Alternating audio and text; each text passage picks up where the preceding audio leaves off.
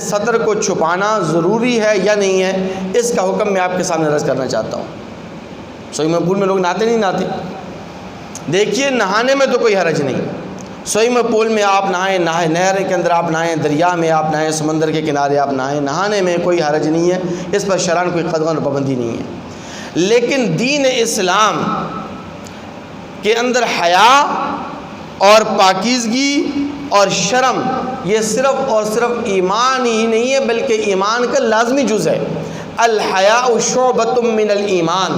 نبی کریم صلی اللہ علیہ وسلم فرماتے ہیں کہ حیا یہ ایمان کا حصہ ہے، پاکیزگی طہارت یہ بھی نصف ایمان ہے۔ اس لیے سوئمنگ پول میں جب بھی آپ نہائیں گے تو نہاتے وقت آپ اپنے سطر کو ضرور ڈھانگیں گے، اور انسان کا یعنی آدمی کا سطر، مرد کا سطر ناف سے لے کر گھٹنوں تک ہے، یہ وہ سطر ہے اور سطر کا یہ وہ حصہ ہے کہ جس کا چھپانا مرد کے لیے ہر حال کے اندر لازمی ہے۔ عورت کے لیے تو پورا جسم ہے، سر کے بالوں سے لے کر پاؤں کے ناخنوں تک اس کا پردہ ہے، اس کا سطر ہے۔ مرد کی بات کر رہا ہوں، مرد کے لیے جو سطر فرض ہے، جس کا چھپانا فرض ہے سطر کا، وہ ہے ناف سے لے کر گھٹنوں تک۔ تو اگر کوئی سوئمنگ پول میں نہاتا ہے، نہر میں نہاتا ہے، دریا میں نہاتا ہے، سمندر کے کنارے نہاتا ہے، تو کم از کم اسے یہ جو سطر کا جو حصہ جو میں نے آپ کے سامنے عرض کیا، اس کو ڈھانپنا، اس کو چھپانا ضروری ہے۔ یہود جو تھے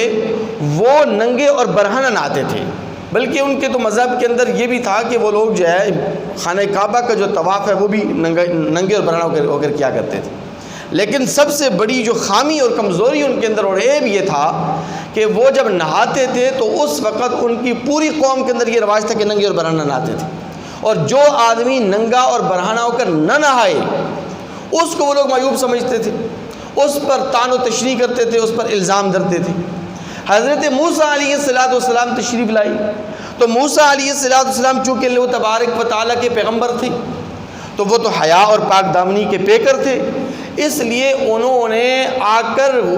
غسل کا جو اہتمام شروع کیا وہ پردے کے اندر شروع کیا۔ جب بھی موسیٰ علیہ السلام نہاتے تو پردے کے اندر نہاتے، پہاڑ کی اوٹ میں جا کر نہاتے۔ جب یہودیوں نے دیکھا کہ موسیٰ علیہ السلام چھپ چھپا کر نہاتے ہیں، پہاڑ کی اوٹ میں نہاتے ہیں، پتھر کے پیچھے چھپ کر نہاتے ہیں اور غسل کرتے ہیں، تو انہوں نے موسیٰ علیہ السلام پر الزام لگا دیا اور کہا کہ چونکہ موسیٰ علیہ السلام کے جسم میں برس کی بیماری ہے، برس کے داغ ہیں، اس لیے وہ ظاہری طور پر علی اعلان لوگوں کے سامنے نہیں نہاتے۔ اور بعض بدبختوں نے تو یہ الزام بھی لگایا کہ موسیٰ علیہ السلام کے فوتوں میں ورم کی بیماری ہے، اس لیے وہ کیا کرتے ہیں، چھپ چھپا کر نہاتے ہیں۔ چونکہ اللہ تبارک و تعالیٰ نے اپنے پیغمبروں کو بھی اور اللہ تبارک و تعالیٰ اپنے محبوب بندوں کو بھی ہر قسم کے عیب سے پاک کرنا ہوتا ہے، اور اللہ تبارک و تعالیٰ اپنے نبی، اپنے پیغمبر اور اپنے برگزیدہ بندوں پر کوئی عیب، کوئی نقص اور کسی قسم کا کوئی الزام دھرنے نہیں دیتے۔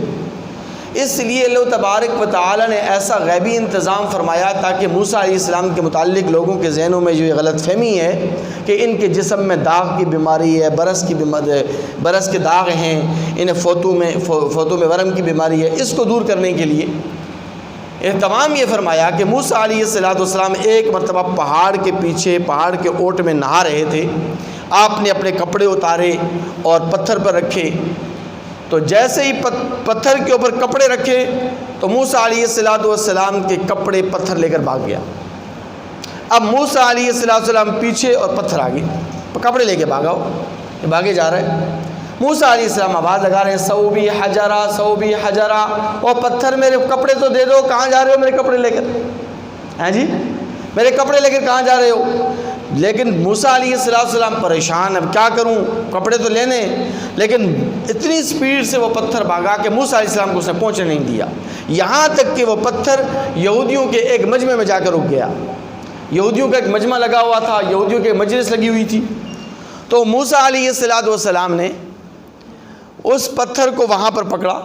لیکن اللہ تبارک و تعالیٰ نے چونکہ حضرت موسیٰ علیہ السلام کو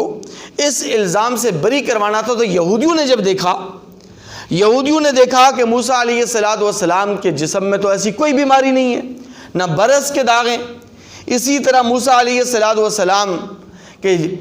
فوتوں میں جو ورم کا ہم سمجھ رہے تھے کہ فوتوں میں ورم ہے، تو وہ بیماری بھی نہیں ہے۔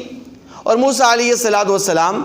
جب اس الزام سے بری ہو گئے تو پھر پتھر نے موسیٰ علیہ السلام کے کپڑے واپس کر دیے۔ لیکن موسیٰ علیہ السلام اللہ تبارک و تعالیٰ کے ایسے جلیل القدر پیغمبر تھے، ایسے جلیل القدر پیغمبر تھے کہ وہ جلالی قسم کے پیغمبر تھے۔ اس لیے حضرت موسیٰ علیہ السلام نے اس پتھر کے اوپر لاٹھیاں اور عصا برسانے شروع کر دیے، اور اتنی لاٹھیاں اسے ماری، اتنے ڈنڈے اسے مارے کہ پتھر کے اوپر نشان پڑ گئے۔ اور بعض روایات کے اندر آتا ہے کہ اس پتھر سے چند دن تک رونے کی آواز بھی آتی رہی۔